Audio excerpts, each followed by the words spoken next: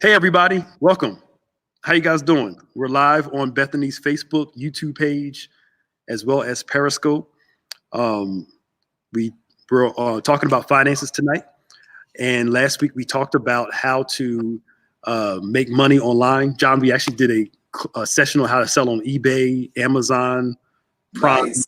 Shopify, and a few other places. Help people make money during this time, just on the side in their own house. Get your stuff out of the closets, right? That's what I did. I found some stuff in the closet, sold it. I was like, man, I made $400. I said, this is actually pretty good. It's a good car payment. These kids, taking all my money away grocery shopping. Absolutely. So we're so glad you guys can come on. Please do us a favor and share with people that you know. Share on all your platforms. We're going to answer some of your questions today about financials. So again, everybody, please do us a favor. Hi, how you doing? And good evening, everybody. John, you might be able to see the comments on the side. You see any come up? No, and I'm afraid to touch things because I'm not real tech savvy. Don't worry about it. I'll put all the stuff up so you can see it. So again, everybody, hello, hey Monet, hey Robin. Do us a favor. Hi, Tamika. Please do us a favor and share as much as possible as we talk about finances, which I actually think, even though this may be a challenging time, this is a great time. I see people paying off debt during this time. They're doing great things financially. Hi, Deborah. Hi, Tasha. Hello, everybody. Good evening, Carmel. How are you? We want to get started soon so we can really pack this hour in on information. Hey, Bishop J. Harris, do us a favor. Please share if you can on whatever platform you're on. Share as much as possible.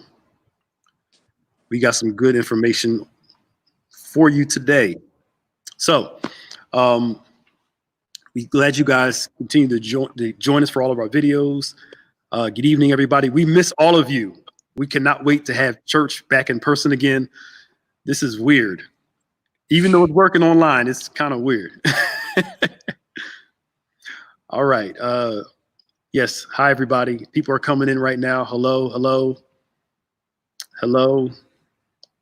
What's up, Jennifer? Hey, Bernadette. Hey, Tarcia. How are you? Hey, Teresa.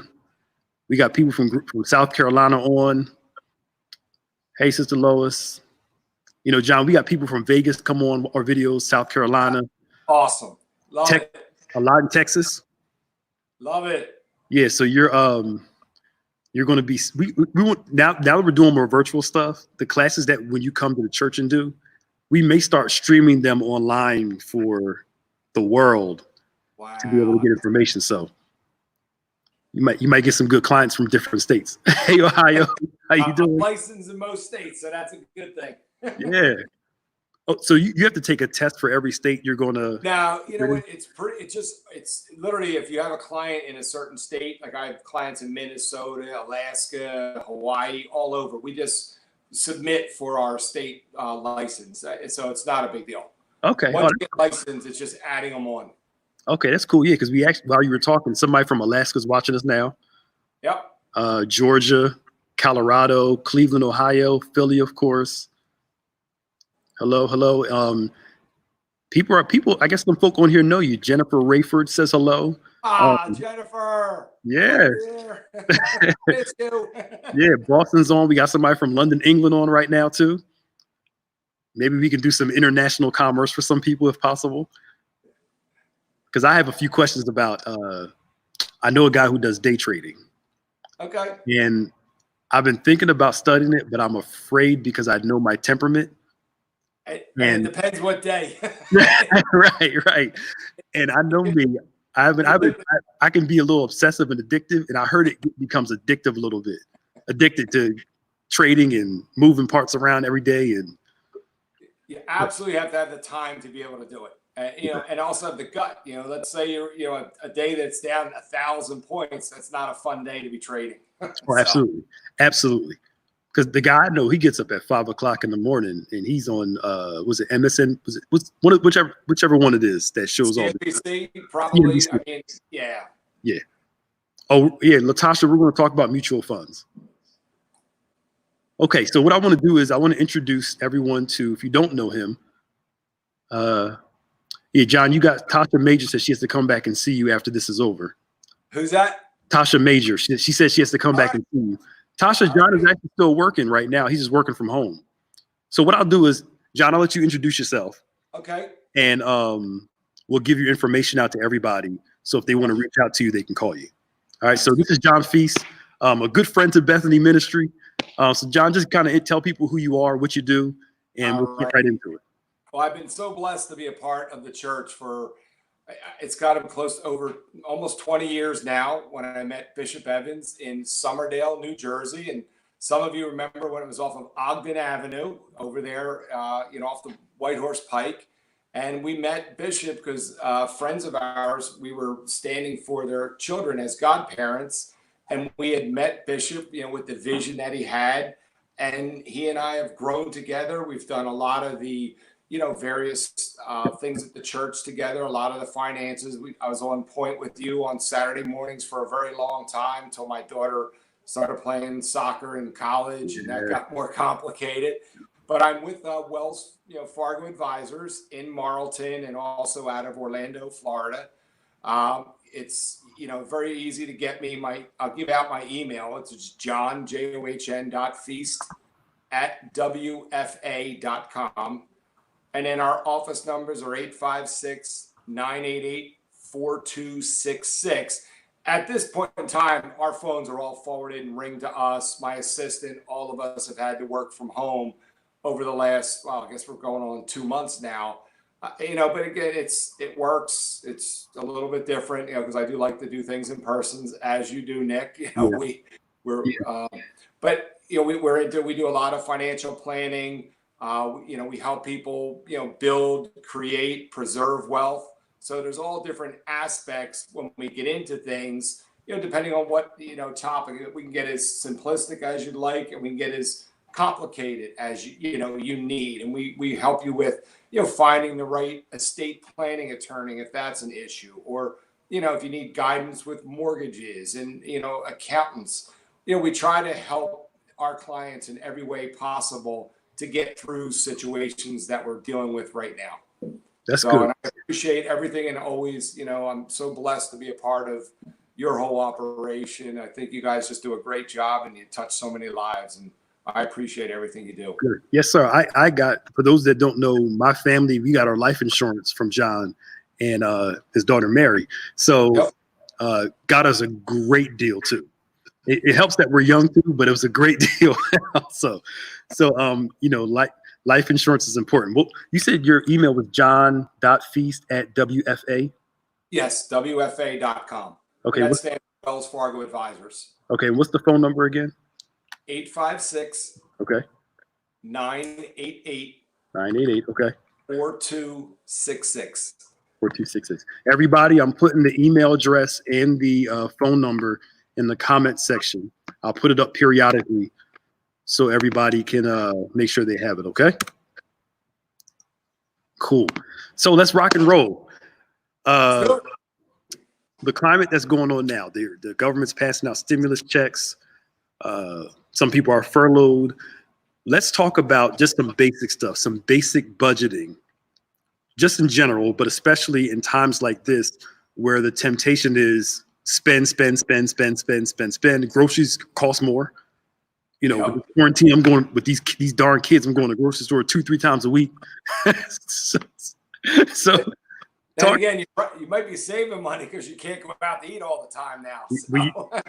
That's also true. That is also true. So talk to us a little bit about the importance of budgeting and living below your means within your means. Well, this is what we talk about when we do some of the basic classes. One of the few things we always recommend or highly recommend is having an emergency fund in just such a situation of typically anywhere from 3 to 6 months of your current expenditures. And I'm talking about your basic needs. It's mortgage, car payments, money set aside for cell phones and cable and stuff like that. So what's important is, by budgeting, you try to figure out how much money do I have left over. You always, obviously you don't you give, to your tithing, you do your 401ks, or, whatever your plan you may have at work. But then you also want to try to set money away for just this type of occasion. We always hope that it never happens, but unfortunately it has. And, as you can see, anybody that's trying to get on unemployment, and I don't care what state you're in right now, nobody is set up for hundreds of thousands of cases and claims. So you have to be patient. I just came back from Florida, and it was the same ordeal down there. A lot of people complaining that the system's antiquated. It is, but when you only have a few hundred a week, it still works. But when you're inundated, and that's what's happening, and some people are living paycheck to paycheck, and that is a real problem for them, unfortunately right now. Right. So so say I come to you, I'm living paycheck to paycheck. What's the first thing that you would do with me to help me with that? Well, we want to determine first, if there is an abnormal amount of debt. And when we talk about debt, it's really the bad debt, which is credit cards. We've talked about, that many, many times, the snowball method of paying them off. And, we can talk about that, or, we can be another show. But again, you always want to try to reduce your bad debt. It's going to be tough to do stuff with your mortgage, although a lot of the companies right now are working with individuals to try and help them, put their mortgage payment on the back end of the mortgage instead of, right now, to help you out with certain situations. So again, it's sitting down, knowing what your bills are. And it is a great opportunity right now. Look, if you have a mortgage that's, 4.5%, 5%, if your credit is still in good shape, this may be an opportunity of a lifetime to refinance and try to get your mortgage lowered and look at things like that. Sometimes a home equity can be the right situation for a lot of individuals as well. So you really need to put down on paper. I'll tell you, and if you're great with computers, do an Excel spreadsheet. Go through your checkbook. Your checkbook doesn't lie. It tells you line item by line item. Because some people, when they come in, they'll be like, I think my expenses. I go, just bring your check register if you use them. A lot of younger kids don't use a check register. No. I'm still old school. It's to a penny. It has a penny. My wife does this. She holds a statement up. Yep. It's still good.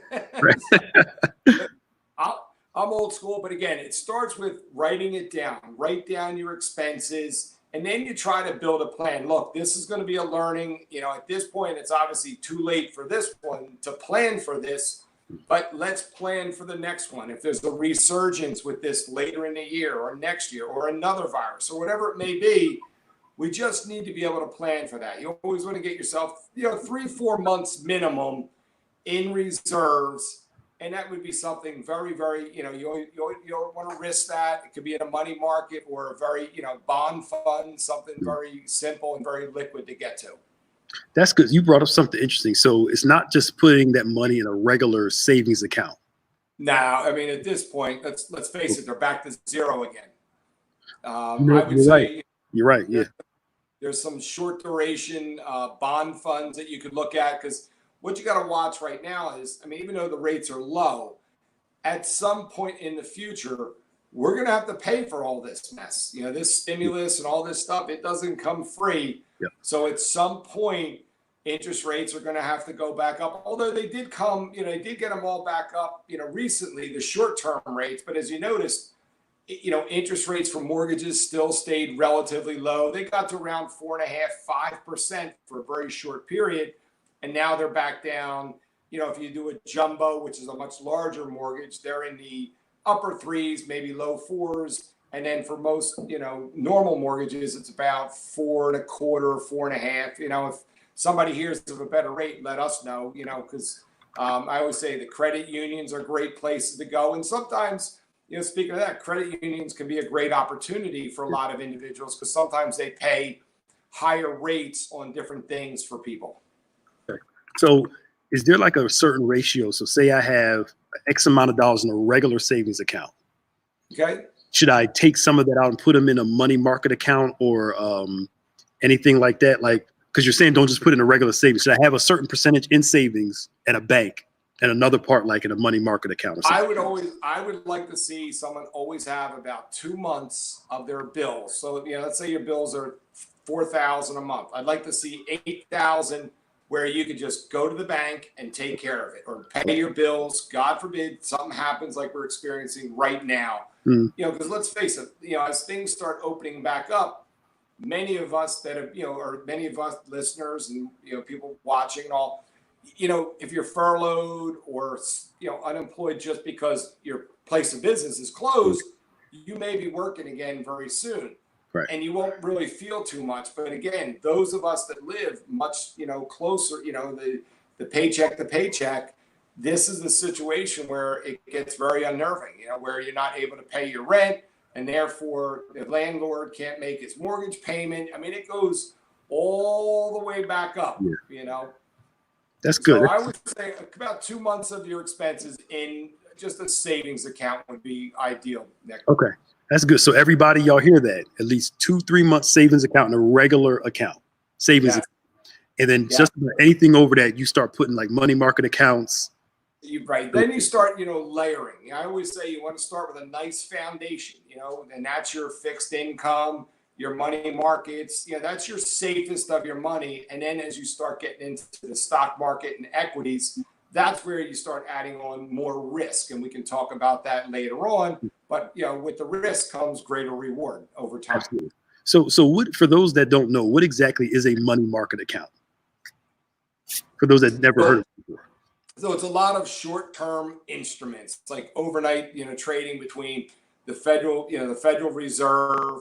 So when you hear them talking about, when they lower the rates and the federal, Fed funds rate, that's a lot where that's derived from, are those rates. So like right now, I mean, look, they took rates back to 0 to 1/4%. So you're not going to find many money markets. Now there may be a few banks that have a one-off special still right now, like a 2% CD, but you got to be very careful also with some of these, because you got to remember, if inflation just stays even where we are at 2, now right now you have a little deflation because gas prices have come down, but that's not the norm. I mean, these gas prices are going to go back up, and people are going to whipsaw. So you got to be very careful with everything that's going on. So again, money markets are just short-term, very, very, safe type things. Most of them are FDIC insured. And if you're with like a brokerage firm such as us, it would then be SIPC, which is, Security Insurance Protection Corp, securities. But, we also have FDIC within our money markets inside of our brokerage accounts. So, and you got to be careful how much money you keep, obviously, in a bank. I think it's, I don't know if it's 250,000 now per person. They raised that up for a little while, and then they brought it back down to the 250. It used to be 100,000 of FDIC. Okay. But I wouldn't have that much money in cash personally. You got to keep invested. Absolutely, and that's the cool thing. So we always hear diversify your investments, diversify your money. We're asking these basic questions. I don't want to assume people understand all this stuff. So you're basically just talking about diversifying all your money. Some here, some here, some here. Can you kind of go into that? So we got regular savings, money market, stocks. Is there anything, mutual funds, anything else we need to? Bonds. So for example, we really get into, we need to know how you feel. So let's say, for example, we have to do like a risk tolerance. We do an assessment of you as an individual, and can you handle if the market all of a sudden takes that 20% downturn? Because if you have a long-term, horizon, I'll go back to, a lot of people that are watching could probably remember the 2008, 2009, when the markets really took it on the chin when we had a financial collapse. So a lot of people suffered tremendous losses. The S&P 500 went down to 667, and now we're sitting at just under 3,000.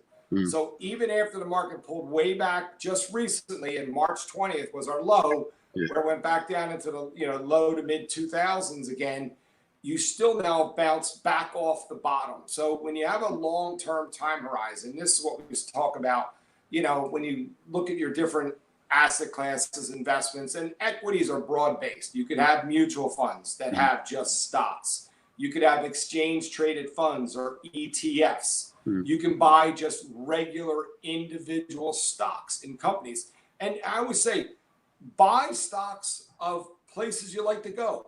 Home Depot, Lowe's. You and I were talking about the honeydew list, before we started. But buy those type of stocks because many of those pay you dividends. And a dividend is, let's say you own a stock and it's at $30, but they pay you a 4% dividend yield. Well, you're getting 4% on your money while it's just sitting and waiting. Even if it doesn't grow right now, once we get out of this and things start accelerating again, now you get the appreciation of that stock. Right. And you get to sell it, later on. As long as you hold something for 12 months, it would be a long-term capital gain, and then you'd be taxed at a lower rate depending on where you are on the tax scales. Oh, so that's how the capital gains tax work. Oh, yes. So hold something greater than 12 months. So okay, so that's interesting. So, now you're piquing my interest a little more on this one. So, because I remember when Mitt Romney was running, and everybody was talking about the capital gains tax and how he pays so little in taxes, but I guess that's how he makes most of his money. So he gets the investment, holds it for a long time, for 12 months. Correct. And then they sell them off later. Plus, you got to remember, the more money you have, then you start getting into what we call tax-free investments or municipal bonds. Well, these guys could have $300,000 or $400,000 a year of income, and it's not taxed. So it'll lower your effective tax rate. And that's what really happens. Because I always ask people, what tax bracket are you in? And everybody thinks that it's always just cut and dry tax bracket. It's really not. It's what we call your effective tax rate. It's the ultimate, right now, taxes weren't due this year in April, but now they're due July 15th. But if you look at your line item, it says total amount of tax due or paid. You look at that number, divide it by your gross, the very, very top line, divide that. Now you'll see what your actual effective tax rate is. So, but a lot of these guys, if they set up foundations or they're, very charitably inclined, they could have a lot of forward deductions because of all these charitable contributions that they've made. So again, it's a little bit skewed when you look at some of the things when people say, oh, he only paid 10 or 15%. Yeah, but also he may have given away $20 million. So you need to know there's always another side of every story. So absolutely. See, I think this is cool. So most of us, I wouldn't say most of us, I don't complain against the rich. Because if I had that kind of money, I would take advantage of all of those things that rich people had. I would hope that the government wouldn't just reward those with wealth, but help tax things with people that are more middle class. Look, I'm a proponent. I would love to see a flat tax. No loopholes, none of it. I think it's so complex. Everything we have, I would just love to see simplistic. No more deductions. Just let's go. Whatever that number is, 20, 22% across the board.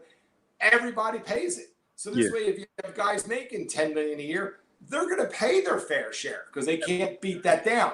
So look, there's been guys that have tried for years. Steve Forbes has tried it. Yeah. Many guys have talked about it. Your revenue would be probably even greater to the IRS because you're getting it off of every dollar. Because even people that work for themselves with a 1099, what do? You reduce your taxable income as low. Look, they're just taking advantage of the rules and the laws that are out there that give you the ability to do that. That's all. So, like you said, look, anybody that does well, God bless them. As long as they do it clean and do it the right way, I'm okay. Yeah. I'm not anti-wealthy people. I read about some people that when this pandemic started, these are wealthy people, of course. They flew to New Zealand. And they're in New Zealand. They've been in New Zealand for the past couple of months because New Zealand has a low rate. So they got these bunkers, an island out in the middle of in the Pacific. So and people are complaining, if I had that kind of money and I wasn't called to preach, I'd be in New Zealand too. You can stream from there. Yeah, just, I could have a good time in New Zealand, and we do have a question. This is actually a good one. I want to see if you can answer this real quick. We hope you guys are enjoying this. Says, what can I do with paper bonds my son has from his grandma? I just have them in a safe. Is there an account I put them in for growth? That's a good question. That's a great question. So what happens is, obviously, you have you could use them if the son hasn't gone to school or is looking to go to school. You can actually use that money for the child's education. But after 30 years, they don't earn interest anymore either. So I'm not sure, the age of the child, and they're also at a certain rate. Now, some of them may still be at 3 and 4%. So you might not. It depends. I said the devil you know. Sometimes the better the devil you don't. Yeah. You just need to look it up. You can go on to like a savings bond wizard, like online savings bond wizard. You would punch in the serial number of that bond, and then you could see what it's worth. Now, because if you have a longer time horizon, yes, you could cash those in, but you want to do it in the child's name because the child's going to pay a much lower income tax rate than the parent would. So that's one of the things that you want to look at, because I know I still have several of them for my own daughter who's going to be 28 this year. So he has a couple more years and then they'll stop paying anyway. Okay. So, because it was a great way of saving many years ago. You saved $100, you'd go get $200 worth of bonds, but it took typically 18 years for them to grow to that 200. So, you could go and put it into maybe some equities, some stocks that, maybe the kid likes, the child likes. You go out and buy some of these different things, Netflix and Amazon. I mean, some of the stocks are more expensive, but that's what you could do with something like that. So, yeah, you typically have to go to, sometimes some of the local banks can help you sell those. And that's all it is. You're just selling it and then make a decision as to what you'd like to do with the proceeds. That's cool. That's a good question. So somebody asked also, explain ETFs a little more. Okay. So an ETF, or as we call it, an exchange traded fund. Mm-hmm. So they're a little bit more liquid, and you got to be a little bit more careful with those too, because a lot of times when someone buys a mutual fund, they're going to buy and hold it. And we'll talk about the difference in a minute. But exchange traded fund could be a basket of stocks. So for example, let's say, everybody always hears about the S&P 500. So it's 500 of the country's largest companies that make up the S&P 500. So you could go and buy an ETF of just those particular companies.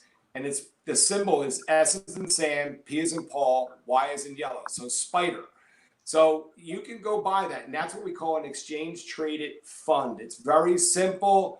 There's, basically no fees on top of that other than just buying it. You can buy it real cheap. And that leads me to like where you could go get it through like Robinhood, one of these apps that's out there where you can buy literally like $1 worth of stuff and start real small and just own a fraction of a share. So an exchange traded fund is just a basket of, companies, and there's all different types. You could buy just a financial, you could buy consumer discretionary, consumer staples, like your Procter and Gamble. So a lot of those fit into them, and we do like them because they are low cost, very broad based, but you got to be very careful too, because in the environment we just had, they can get whipsawed really bad. So you got to be able to have the wherewithal to weather, any type of a storm like we just, recently went through.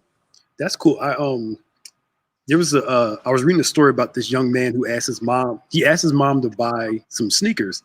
And she said, I'll buy you the sneakers, but you have to basically own some shares in the business. Because his thing was just buying the sneakers. Her thing was ownership and money. Buy Nike. That's it. There you go. So he wanted a pair of Jordans. So he learned, he's a teenager now, learned how to invest in the Jordan brand. Smart. So now he got like a couple $100,000 worth of Jordan stock. So now he can buy the sneakers, and now he owns a part of the company. And this kid's a teenager, got 6 figures because his mom made him said, if you want to buy these sneakers, you got to be able to create a lifestyle to afford them. And so what he's able to do now is take the dividend that Nike pays and buy more sneakers with that dividend alone. That's the beauty of what you just said. And just keeps reinvesting in it. And I think our parents need to remember, we need to teach our kids good financial advice, because it's bad if our parents don't know, then they don't, we just kind of go with the flow and just learn money as life teaches us. But I think it's important for us to, educate ourselves so we can teach our kids. I'm trying to teach my kids about money a whole lot earlier than I learned. And the thing too, Nick, like we're saying, it's a little different now. Back years ago, 70% of the companies paid, had pensions, you had all types of plans. Now it's almost unheard of, unless you're a teacher or fireman or, medical. Very few have pensions anymore. And plus, those of you that are listening right now that are in the front line of all this, we want to thank each and every one of you. Absolutely. Nurses, police, fire, doctors, all of you. We're all blessed to have you in our lives, because you're the one to take this on. So I want to make sure we first thank you and acknowledge each and everyone. Everybody's important. It's just, right now they're putting their lives, at stake for all of us, for our well-being. So thank you for all that. Absolutely. That's a good thought, because of something just in my head. I'm too young to lose my memory. Oh, you know what it was? I'm glad you brought up how jobs are changing. I was just at a seminar in February, and this gentleman, he runs what are those businesses where they call the person to help them hire somebody, like them hiring, they find employees. Like a headhunter or something. Yeah, like a headhunter. Yeah. Okay. Yeah, and he was saying that a lot of companies are moving people from just employees to contractors and giving them projects, so they don't have to pay medical benefits. They don't have to do the whole retirement thing. Right. And he says in the future, he thinks that more companies are going to move into that style of work to take the responsibility off the company. Yeah. And more from a financial guy, but honestly, that's from a tax perspective is probably the best thing for you as an individual. Okay. So you just have to learn, because what happens is now you can create your own retirement plan for yourself and put away a lot more money as a sole practitioner, a sole proprietor, or a limited liability corp, whatever it is your little business might be. So it's not necessarily a bad thing. The only thing that would be a little more challenging is, obviously you'd have to, take care of your own health care, but you may be able to lower your tax rate enough that because it becomes an expense now for your own business. So it's not a horrible thing, believe it or not. Okay, I believe it. Look, there's ways around all this. Oh yeah, you just use what's out there. That's all. So we got a question: mutual funds, are they good to have? So maybe explain what a mutual fund is, and then talk about what its purpose is. All right, Latasha, thank you so much for the question. Mutual funds, it's a lot like an exchange traded fund that we talked about, but again, it's a basket of, could be stocks, fixed income. And you can start with very low amounts of money. For example, let's say you just wanted to start with $25 or $50 a month.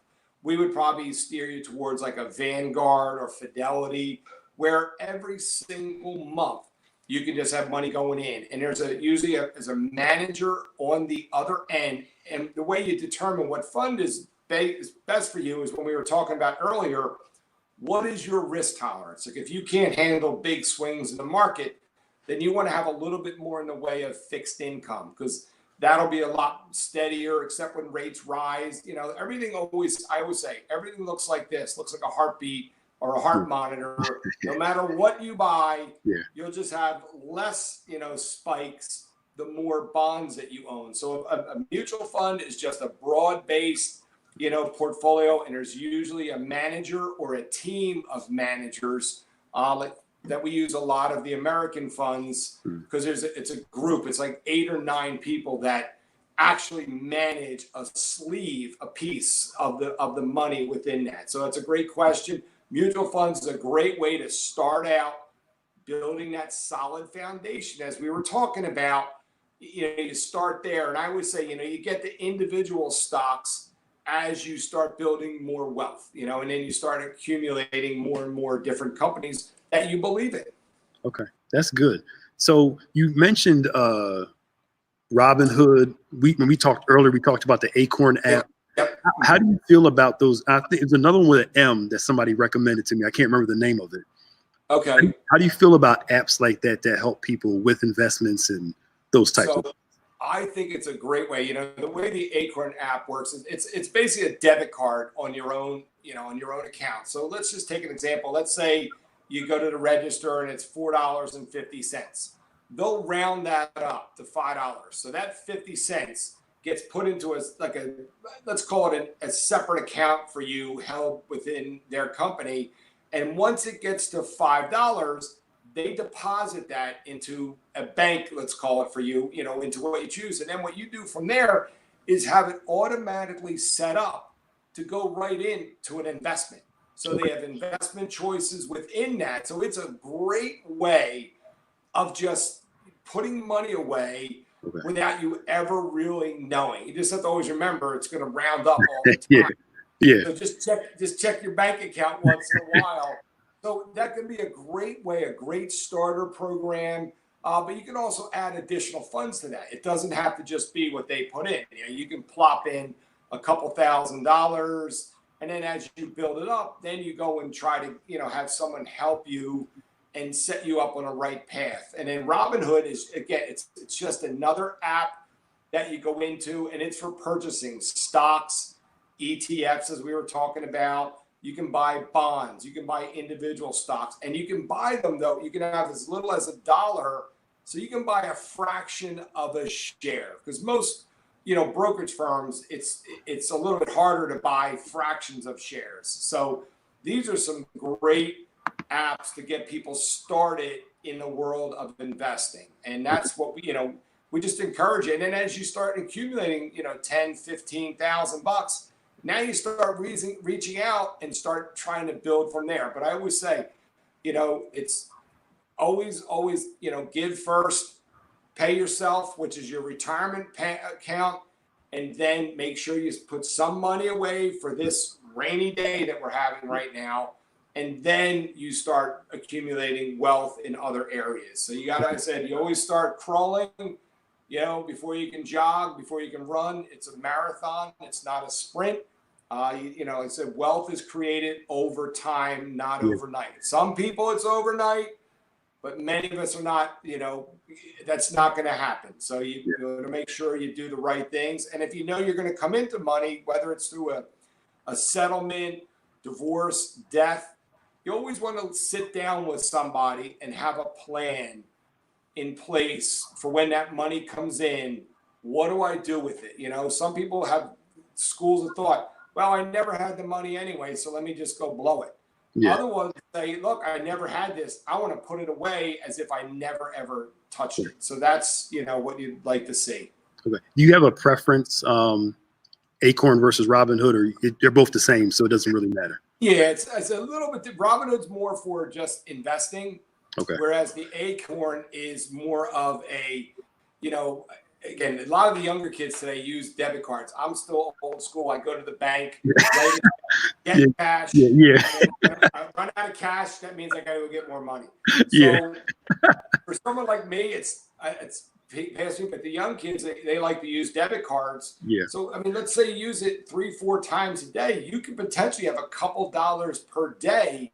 That's true. Going over to that account. So the key is getting, you know, you want to be strict enough to take that money and then invest it. And that's what, you have to hope for. Okay. That's good. These questions are rolling in now. So, because we're trying to give you guys easy ways to start investments, and you don't have $20,000 to invest in the market. But like you said, you got $25, $50. We automatically eliminate ourselves because we don't have huge sums of money, but I'm glad you're bringing it down to regular, everyday working folk. Look, everybody here has, they need this for themselves, or maybe they have somebody, a parent that maybe needs guidance, has been afraid. And everyone's always thinking that, well, I don't know if I have enough. Well, how do you know? Like, no one knows, because look, what's right for some, there's 100,000 to be plenty for one person, where somebody else needs 2 million. And everybody's different. And, you know, you have to start somewhere, you know, in some way save. You know, don't keep making excuses Yeah. You know, there's tools out there, many more than when we first got together, you know, 10, 15, 20 years ago. Yeah. We didn't none of these existed No. at all. So there's a lot more ways to be able to participate today. It's just that you have to do it, get out of your own head, you know, Yeah. get out there and be positive, and you know, you need to find some great things that are out there and available to you. And you know, you're right. Old school ways work. There's something you taught us years ago. I do it to this day. The $5 a day thing, where, you know, the premise is you put $5 a day aside.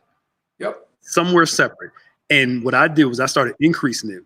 Was either with 5, sometimes it was 20 a day, sometimes it was 10, you know, whatever. And that's how I go Christmas shopping. By all year, just putting. I used to do it by month. I would just take an envelope, every time I bought coffee. I would just, if there was a $5 bill, I just shoved it in an envelope at the end of that month. I sealed it and put it away. Yeah. Then all of a sudden you get to Christmas, you got a couple $1,000s, and you're not putting it on credit cards, none of that. You just pull it out, and there's your budget for that year. That you created that budget. Now they used to have, you know, the Christmas clubs. I don't even know if banks still do it. I gotta be honest. Yeah. But it's a simple way to do it. Yep. And like you said, if the 5s work and you want to do it with 10s, you can do it with 1s. It doesn't matter, but just find a way to take money and set it aside for yourself. And that's part of budgeting. That's your Christmas budget that we created for you. Yeah. It's a fun little thing to do. It was pretty fun. What really got me too was my grandparents used to collect coins. You know, people don't do that as much as they used to. So Yes. I was always collecting coins left over, and I would go to the bank and, you know, trade them in. So one day I went, and these guys had 3 duffel bags full of coins. When I'm telling you duffel bags, I'm not talking about the smaller ones. I'm talking about the huge ones. Oh, man. So I'm talking to them like, you know, they have huge bags. So it's 45 minutes for them doing this, putting in the coin machine. I said, what did you guys do? And they said every day they bought a pack of cigarettes. They would take the change and put it aside. And they did it for a whole entire year. I think they saved up, like you said, this is coins now. This is not dollar bills. They saved up, I think it was over $1,000 in coins, just in coins alone, no cash, just coins.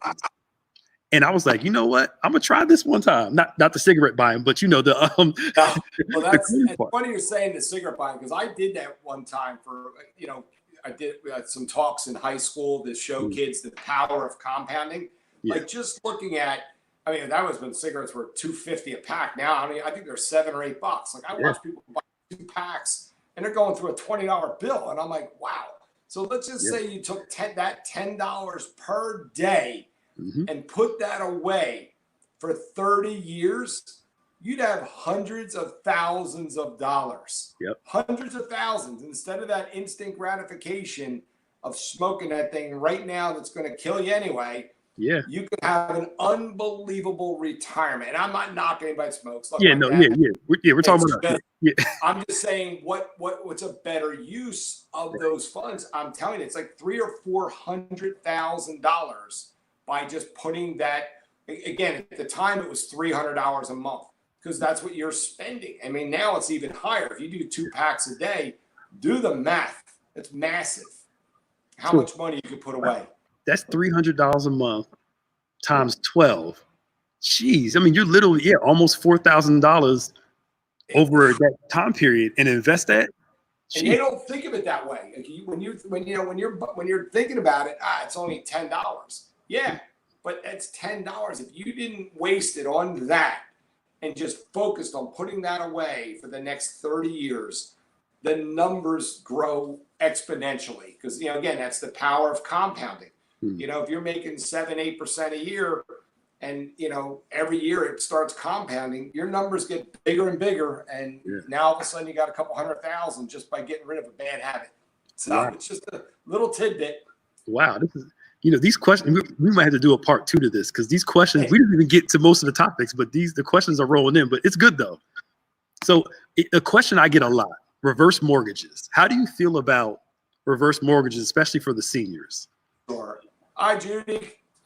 Thank you for calling. Thank you for the question. So reverse mortgages, it's not that they're great for a lot of individuals. And what that basically does is it allows you to tap the equity in your home without having to sell or without going out and getting like a traditional mortgage where you get a statement, you pay your mortgage payment. So what happens is, let's do a hypothetical.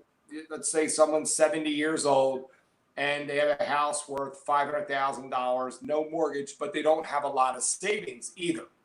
What you can do is mortgage companies, that allow you to borrow against the house. Let's just say they give you 50% of the value. So they'll give you $250,000. And instead of you making the mortgage payment, it just accrues on the back end. So what will happen is, let's say 10 years down the road, God forbid something happens to you, whatever the payoff is, instead of it being 250, let's say it's 350, the kids sell the house, it gets paid off. However, if it's upside down, the government just takes that house back and the kids don't have to worry about it. So it gives the individual access, because let's say they love their home, they don't want to leave, they want to just stay there. It gives you the ability to stay in that home and tap the equity and not have to make the mortgage payment. You do have to pay your taxes and keep up the property, but it's just a great way. And it may not be right for everybody. And I also wouldn't recommend that someone goes right out and tries to invest that money. I think what you do is, instead of taking the lump sum, have them turn it into a monthly stream of income. So instead of you making the mortgage payment, they're giving you a mortgage payment. So you're living off that. So this way, then your mortgage balance doesn't accumulate like so rapidly that maybe there is some equity still left in that house for your heirs. And so they can be very good. Just know, like, the expenses on those are fairly high, and it's across the board. It's a government-run program, but they're around $12,000 to $14,000. But if you need access to, a stream of income, it's a very good way of doing it without having to sell your house. Okay. You're right. So I was reading about somebody who had the bad side of it. I guess the expenses part that you just talked about, they couldn't keep up with all that.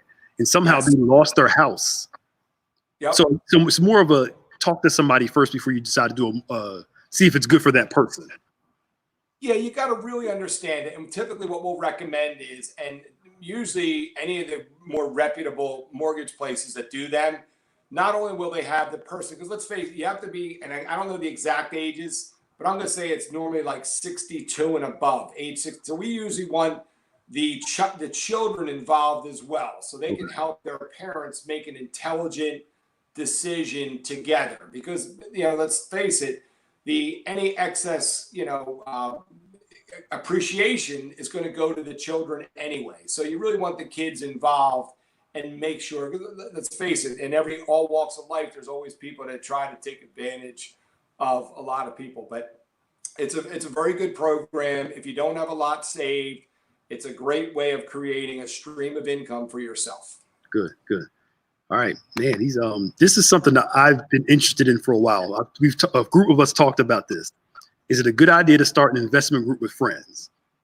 So I know we did them in the past. So the hardest part is, as the group, especially like us, being an advisor, like, we can't technically advise on the group. It has to be that investment group makes that decision. The hardest part is, let's say it's 5. It's making sure, like, someone has to be, I guess, the leader. Someone has to be the treasurer to make sure everybody's making that payment. So yes, you can, you have access. You can buy more things. It's just, it is challenging. Let's say, for example, you get in a period like this. Maybe 3 people in the group got furloughed or laid off, and 2 are still getting paychecks. But then all of a sudden, now it becomes this accounting. All right, well, who didn't pay, and will you be able to get caught up? So it can work out very well. You just got to make sure you do it with a group that's a real solid group. But I know we did them in the past, and some did very well for a long time. But it's like anything. If you don't stay on top of it, it falls to the wayside. So sometimes you're better off getting together as a group, and learn and educate each, maybe you share ideas, and then everybody still does their own thing. You can all do the same investment, but take control of it yourself, but get together as a group and share ideas. You know, I do that with professionals now in my field. We get together and share ideas. Okay. Because you and I have talked about restarting that first seed investment group that we did years ago. One of our groups is actually still active. Wow. And they still have their investments. That was back, man, that was almost 20 some odd years ago, I think. Long time. And but you're right, because money can affect relationships. If somebody doesn't pay, so it's really, you gotta be careful with it, you know. A little hairy. Yeah. So in the index funds, I don't think we talked about index funds, did we? Well, it's broad based. So when I talked about, for example, the exchange traded fund, so a lot of those funds, like that's an index, that's the S&P 500 index. So you can buy an index. So, for example, SPY is the S&P 500 index.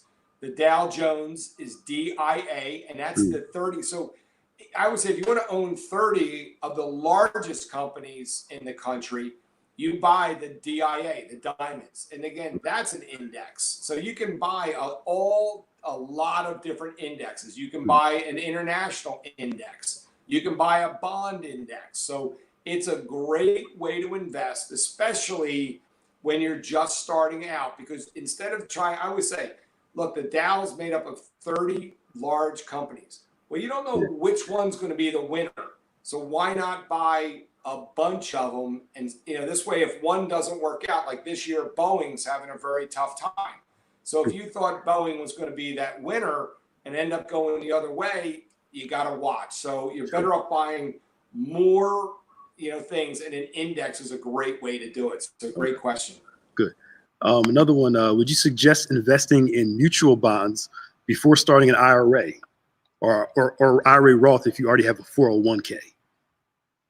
Let's see. So basically mutual funds, I think is what that was supposed to be. Because bonds can be in a mutual fund. A mutual fund is just the basket or the manager that runs them.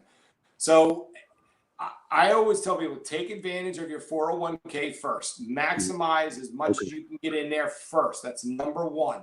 Then if you don't have one, you would look at an IRA or a Roth, because again, they're tax advantaged. Like the Roth IRA, you're paying tax on your money now, but the money's going to grow tax deferred, and then ultimately it comes out tax free later on in life. An IRA, if you can use the deduction, you would put, you know, your money in, let's say it's 6,000 or 7,000. If you're over 50, you get a catch up that you can deduct. So it just depends on your situation, whether or not you need a deduction to lower your taxes, or so a mutual fund is really an investment vehicle within an IRA or a Roth or non-qualified individual account. So it's just but mutual funds are a great way to start investing. That's good.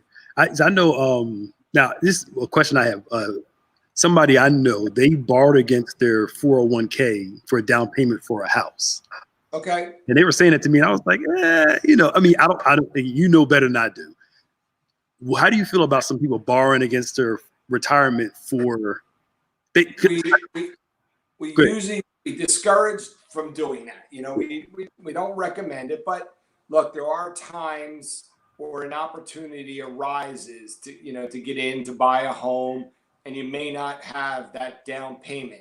So you have a long period of time to pay that back, and you're really, paying back yourself, but you're also, it's affecting some of the long-term growth of that money. So you got to be careful. And where I really get nervous though, and I don't know what the max is that you can borrow for a home. I don't know if it was 35,000, it might be 50 now. They changed it because they just upped it recently that you can take out up to $100,000.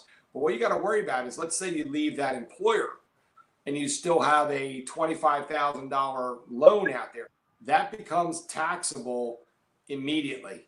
So you got to be very, very careful with those. So again, it's not horrible.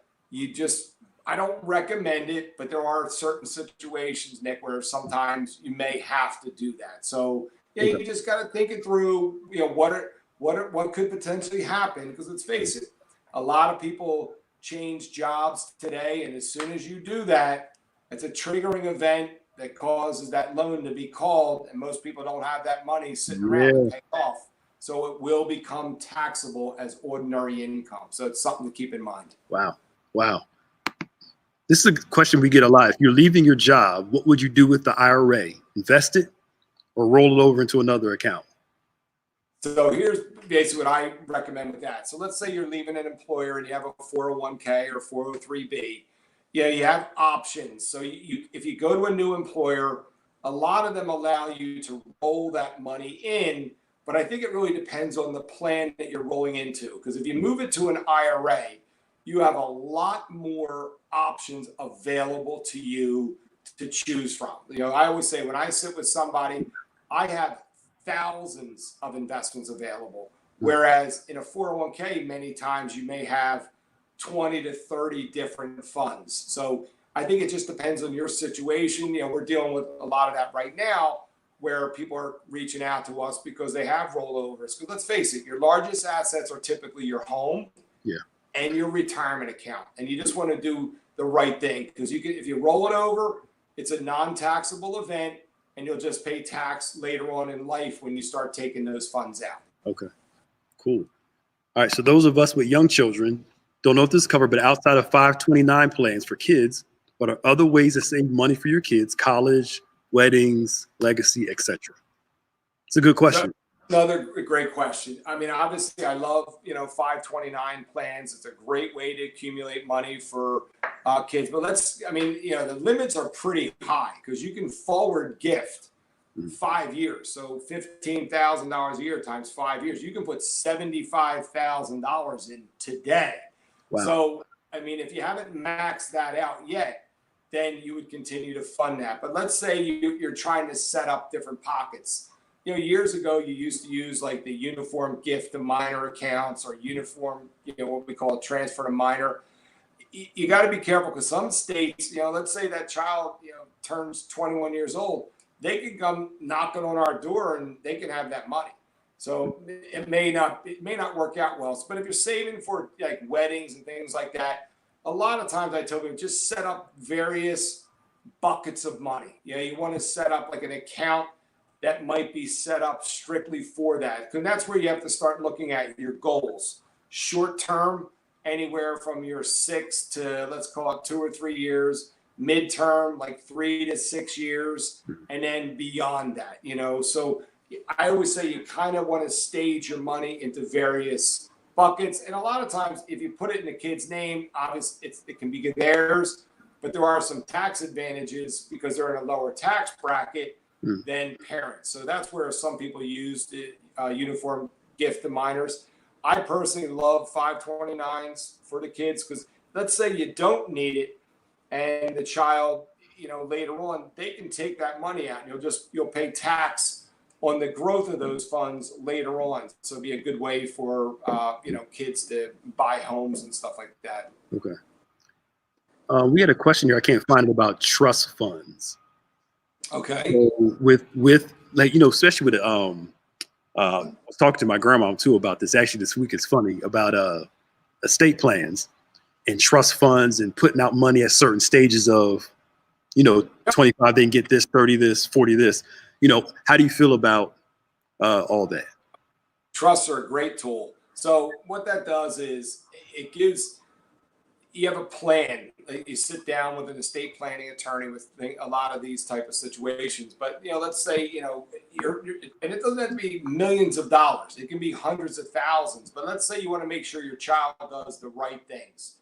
You can help them by setting up these trusts. And it depends on what you're trying to do. If it's for asset protection, so there's revocable trusts, there's irrevocable. A lot of times for an irrevocable trust, we'll recommend funding them with like life insurance. The life insurance, the trust owns the policy and the beneficiary is the trust. So what happens is later on, you want your child to get money for, a good education and then maybe a disbursement at age 25 and 35.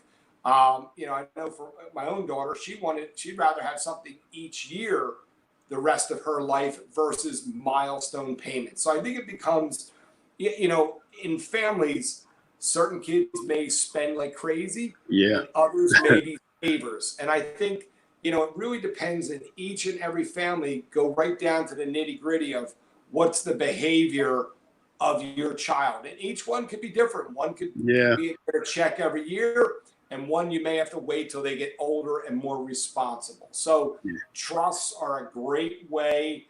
There's many ways of funding them. We use it for asset protection for individuals that may have to go into a nursing home. Because remember, the sooner you start doing these things, those assets will not be hit if you have to go to a nursing home. Those assets are protected. And that's what a lot of the wealthy people do. And wealth is loosely defined. There is no dollar figure that defines wealth. Wealth is in the heart. So, you know, you just have to, it's a great way to protect assets, though, for your family. Because look, you work hard all these years. You really try to find ways to be able to give your kids something that maybe you didn't have. You know, I know, you know, so that's what you're really trying to do, is give them more than you had as, you know, the child. That's good. We'll take one more question. It's 8 o'clock. One person asked, well, the person that asked about the percentage you should increase your contributions, you say max it, right? The 401. If you can afford it, I'm telling you, do as much as you can. You know, if you can do the limit, which is $26,000 a year, do it. If you're over 50, I should clarify it. 19,000 if you're under that. And you know, it goes up all the time. It was years ago, it was only 15,000. So it could go to 20, you know, but it depends on your age, but max it out. Okay, cool. This last question right here. Interesting. How do you feel about Bitcoin, cryptocurrency? It's the hot thing right now. It is. And I'll be the first to tell you, I don't venture in that world personally. I don't know enough about it. I don't pretend. I'm old school. I like stocks, bonds, ETFs. You know, we do a lot with insurance. But it could be a good thing. I just like things that you can see, touch, feel. I just get too nervous that bad things can happen behind the scenes. That's just it's my gut. I'd rather, you know, stay with traditional type investments. But it can be, look, you can make a lot of money. It just depends. Yeah, because my concern is who's backing it, number one. You don't know. And if you're mining. What do you mean I'm mining it? Like I don't. I don't have a desire to. I understand it enough, but I always tell people, look, there's ways to go out there. There's apps for that too. I think Coinbase. There's different ones at Bitcoin. You know that you can go buy these things. But again, it's got to be a small piece of your puzzle, just like gold and silver. If you want to buy it, great. Small piece of the pie, because it doesn't pay dividends. I like to buy things that pay me a dividend, that pay you to wait. And that's what I, you know, always recommend. Get paid to wait. Good. So we've been putting John's information in the comments section. You can email him. You can call him. Of course, y'all, this is his business. So everything's not free. This is his business, y'all. So, but he's been a great help. Everybody we sent him to here at the church that he has helped always come back with great testimonies. We wouldn't have him on if he did not help people out the way he's been again over 20 years helping our members out with their finances. So shoot him a call, email him. He's really cool, down to earth, and he'll help you as much as possible. So people are asking for a part 2 already. So maybe we'll get a time we can get together and do a part 2 to this. You got it. And we'll talk about debt and some other stuff. I got some tax questions I want to ask you, which I think will be great. So thank you again, John. I appreciate you for coming on tonight to help us out while we quarantined. My pleasure. God bless everybody. Thank you for the opportunity. All right, y'all. Don't forget, On Point tomorrow at 9 a.m. John, thanks again. We'll see you guys later. Bye.